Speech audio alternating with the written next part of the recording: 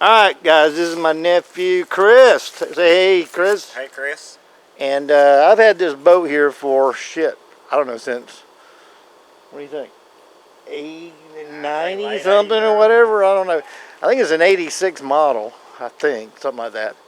And I've redone it a couple times, and it's a bass ski fish, whatever you want to call it, low profile boat. But anyway, and it had this 85 horse forced motor on it, which is more or less a like a Chrysler.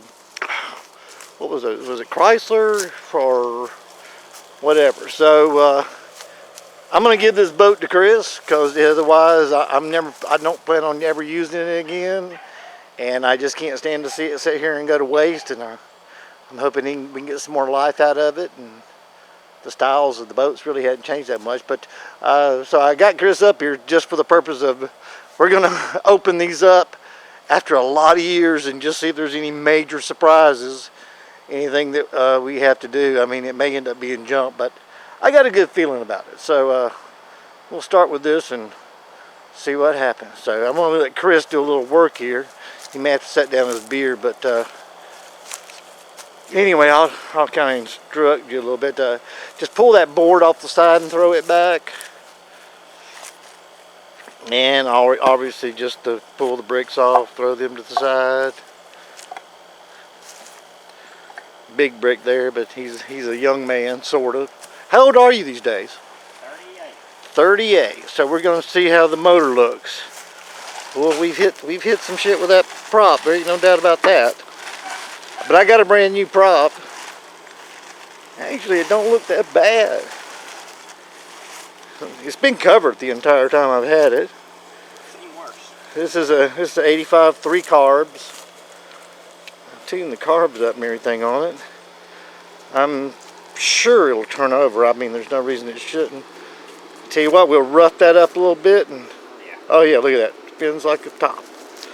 We'll rough it up a little bit and get some marine grain paint and just well, they call that rattle can it. And I'm sure it'll look great. We put that new prop on there, and it'll be in good shape. Okay, well that's good. That's number one unveiling, and I'm kind of happy with what I see right now. Looks like the critters haven't eaten any of the wires.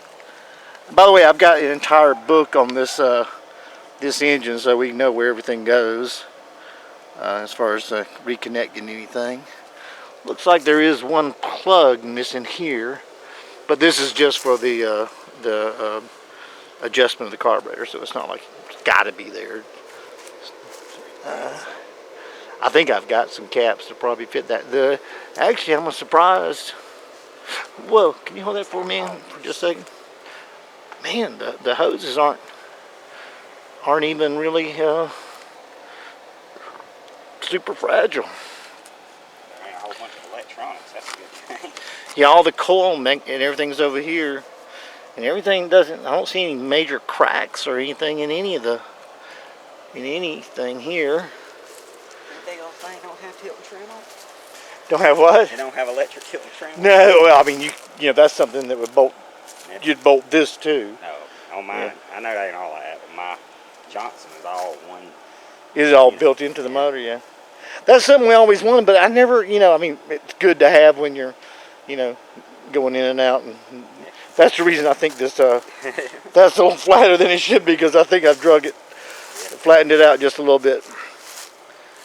But it ran, it'll push that boat 30, 35, something like that, with that particular prop, and you can see how bad that prop is. It's pretty bad. So I figure with a better prop, we can probably get maybe up to 40, but believe me, if you don't skiing 40 is fast enough. And if you're fishing, you don't need 40 to begin with.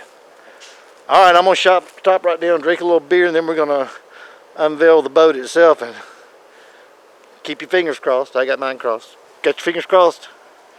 All right, we hope that this looks good too, or, at least salvageable.